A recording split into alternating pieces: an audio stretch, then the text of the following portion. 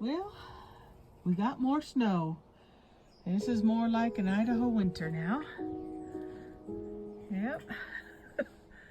Wow. 2 days. We didn't expect this second round. And there's more to be expected in the next Friday.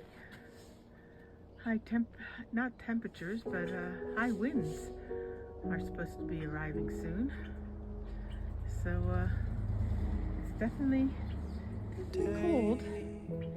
We have low temperatures, high winds. In other words, it could be blizzard conditions if we get a lot more snow. Hope it's better where you are. I can't lie, I hate my life. Sometimes I wish I'd